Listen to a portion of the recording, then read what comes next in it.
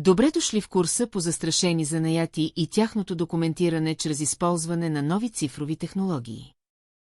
Модул 1 изследва застрашените занаяти и тяхната документация посредством нови цифрови технологии. Този урок се фокусира върху разбирането на културното и историческото значение на занаятите. Традиционните занаяти са тема, която винаги е привличала научен интерес сред изследователите на културното наследство. Изследванията проследяват появата и развитието им до наши дни, когато е изключително важно да се запазят. При документиране на занаятчийски традиции и практики основният критерий трябва да бъде тяхното точно представяне въз основа на първични източници. Само истинските познания за традиционните занаяти ще събудят интерес към майсторството сред по-младото поколение и ще допринесат за така необходимата приемственост. Занаятите представляват една от най-старите форми на човешкото творчество. Те носят в себе си историята на цивилизациите, традициите и идентичността. Всеки изработен обект е не само утилитарен елемент, но и символ на времето, околната среда и общността, която го създала. Занаятчийството е една от най-старите човешки дейности. Първоначално развитието на занаятите е свързано предимно с практическите нужди на населението. Специфичното предназначение и функция на даден произведен артикул изисква специфичен материал, техника и декорация, а занаятчията ги избира целенасочено. Друга особеност на тези продукти е тяхната здравина и издръжливост, те трябва да бъдат дълготрайни, ако е възможно, вечни. Дори най-деликатните занаяти, бижутерията и бродерията, са обект на този стремеж. Занаятите носят своя национален характер, като са отличителни и разпознаваеми въпреки влиянията, проистичащи от различни исторически и икономически обстоятелства.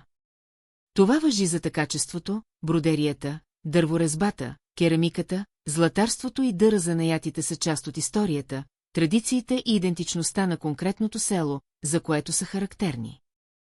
Културното значение на занаятите се крие в способността им да свързват хората с тяхната история и предци.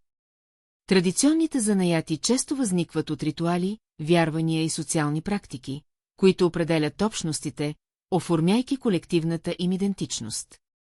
Традиционните занаяти са тясно свързани с начина на живот на хората. Те са създали обекти, които са изключително издръжливи във времето. Произведени предимно за практически цели, те са здрави, висококачествени, но и уникални. Това обяснява тяхното безвремие. Те са част от ежедневието, но също така разкриват идеите за красота на нашите предци.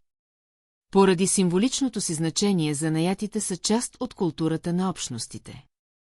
Характеристиките на традиционната култура, вярвания, обичаи и ритуали могат да окажат значително влияние върху развитието на конкретен занаят в дадена местност. Тайните на занаята се предавали от баща на син, от майстор на чирак. Самото предаване е част от традицията и се е провеждало според обичая. Историческата стойност на занаятите идва от тяхната непрекъсната еволюция. Използването на местни материали, традиционни техники и мотиви за дизайн отразява историческите търговски пътища, наличието на ресурси и междукултурния обмен.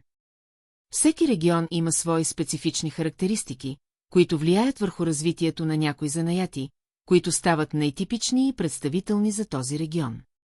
Ако регионът разполага с изобилни горски ресурси и следователно дървен материал, се развиват дърводелски занаяти, изработка на бъчви, изработка на колички, изработка на прозорци, дърворезба, седларство, производство на дървени домакински предмети и дъра, където има висококачествена глина в достатъчно количества, керамиката се развива от древни времена. Друг проблем е, че макар керамиката да е един от най-разпространените занаяти в света, керамичните съдове не са еднакви навсякъде. Те се различават по форма, предназначение и декорация в зависимост от местоположението. Занаятите са важен елемент от нематериалното културно наследство. ЮНЕСКО подчертава, че занаятчийството е една от ключовите области на живото наследство, предавано от поколение на поколение, което осигурява на общностите чувство за идентичност и приемственост. Съгласно Конвенцията за опазване на нематериалното културно наследство, приета на 17 октомври 2003 г. в Париж от ЮНЕСКО, Опазване означава прилагането на мерки за осигуряване на жизнеспособността на нематериалното културно наследство, включително неговото идентифициране, документиране, изследване, опазване, развитие, популяризиране и предаване, предимно чрез формално и неформално образование, както и съживяване на различните аспекти на това наследство. Една от областите на нематериалното културно наследство е изрично спомената като знания и умения, свързани с традиционните занаяти.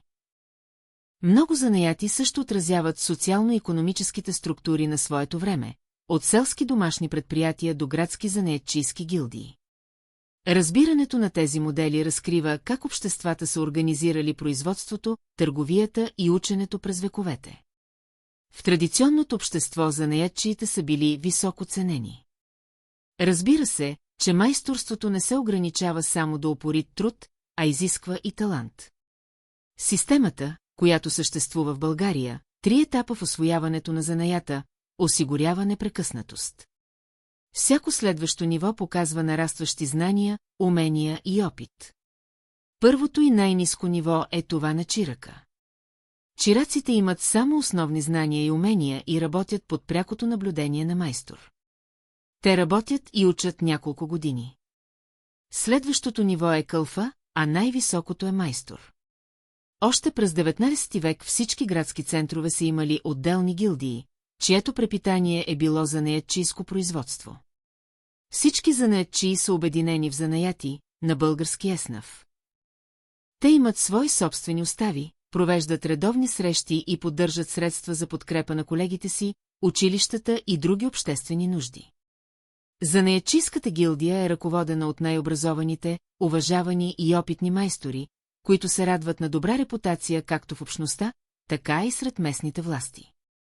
Гилдията стриктно следи спазването на правилата, заложени в уставите, уреждащи отношенията между майстори, чираци, калфи и клиенти, и определя наказания за нарушения, нечестна конкуренция и пренебрегване на морала и обичаите.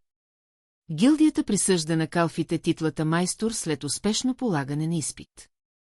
Освен това, обсъжда и планира развитието и мащаба на производството на занаятчийски изделия за следващата година или две, съобразено с пазарните условия.